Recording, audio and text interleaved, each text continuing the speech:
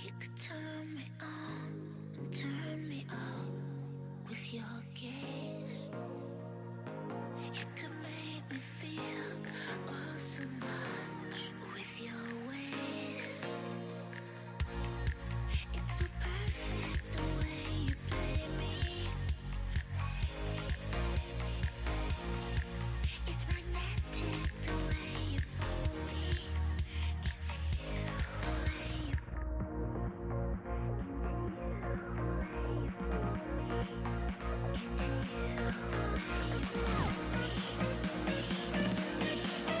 And the less that top games get expected, the more value that they get. I mean, Zeus already used his teleport, so this is a great opportunity. Oh, man. Fantastically baited here by Morgan as he's in his shroud. Gets very close to the sun. As Zeus tries, and he will be able to trade it back just. They have a comp that can scale really well, so if you can get ahead as well, it's going to be just double the bonus. So this is going to be, from Morgan's perspective, selling the trade here, trying to set up the hyper proc. He's like, I'm going. He's like, let's go, let's look for it. And Zeus gets his Meganar. He has the stacked Q here. Really nice flash play here to actually hit the Q. Just barely enough damage from Zeus. I think arguably worth that. Down. Waiting for the Meganar, perhaps the lane is pushing away from Morgan as this is a very tricky maneuver. As just going to get that fear down. Of course, there is no flash here for the Gwen as Meganar waiting for it. The paranoia is going to be enough. Zeus taking up the shots, and he will be able to survive. This is the trade-off, though, because Jinx is also going to be happy with this. Zeus, he's almost at Meganar. The knockup is not there, but it doesn't matter because Umpty is here. So with Morgan alone, 1v2, he's fine. He almost King's coming to the mid lane. Lava says he's not here. Yeah, it's the Bully Morgan game, I suppose, as Ghost was popped, but the slow comes in, and Morgan cannot get away from this. Nice try. Doesn't even bother. Get value for your bottom laner. As we have an engage down to the bottom side, Guma just going to get blown up here with the Ignite going down from Delight. Owner trying to follow up, but here's Umpty as well. Bit of a knock up onto Carrier. Might be a couple of kills. He's getting extremely low, but the shield does come in last second. Henna's willing to lose money and lose experience. He knows this is the setup. Now, Delight. Come on. He took every precaution. And, yeah, actually it does pay off for T1 in the end. Yeah, well, Delight also pathing that way means that he's going to do something.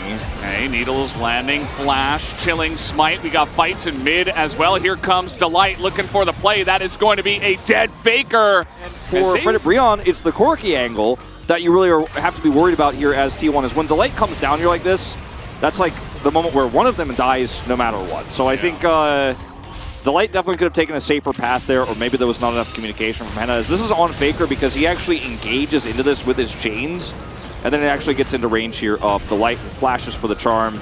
So this is Faker being greedy, looking for an aggressive trade, which in ISO. Faker's missiles not necessarily doing as much as Lava's at this point in time.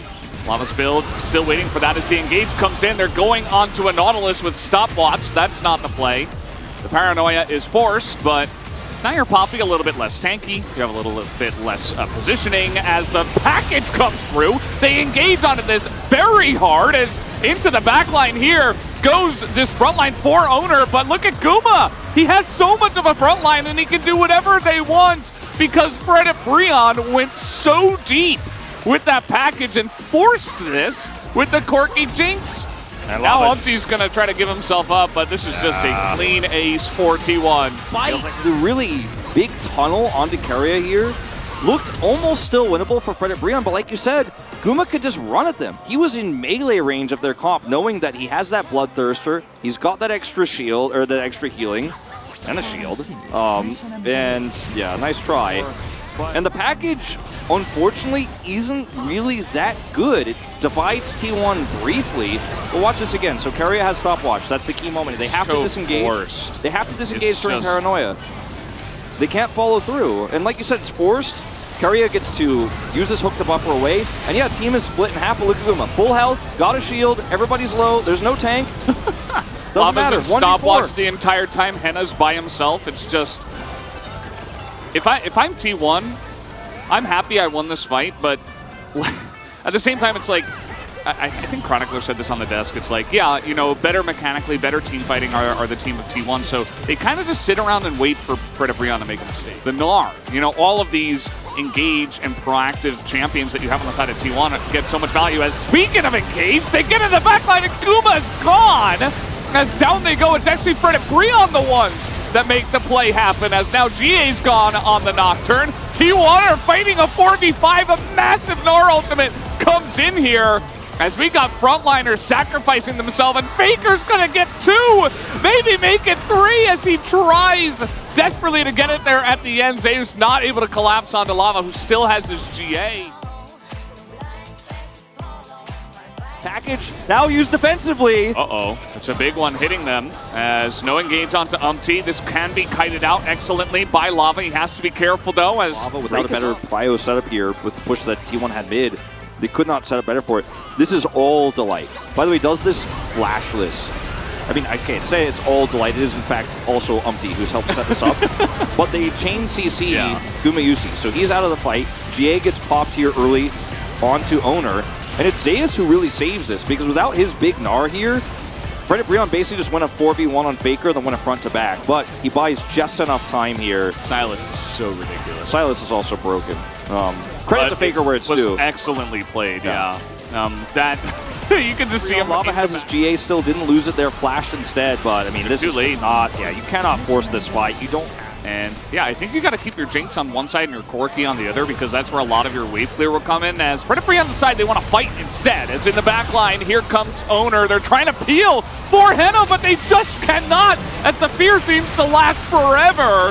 As Morgan is getting a lot of front-to-back damage done here. Lava's still alive, but it is a couple of guys taken down here on the side of Fred Brion. T1 up 10,000 gold and looking to end this game here. Can they do it? Against the Corki, that's 1 minion. Turret shots too. Oh man, Lava just barely going to survive there on the backside of that one. Yeah, he's got his GA, but he doesn't want to lose control. Morgan, very, very low, has to go to the stopwatch. He is going to survive just barely, but Delight has to give his life up for it, and I think it's just enough damage. We are going to have a game number 3, as T1 just barely going to pick up this victory against Fred Brion.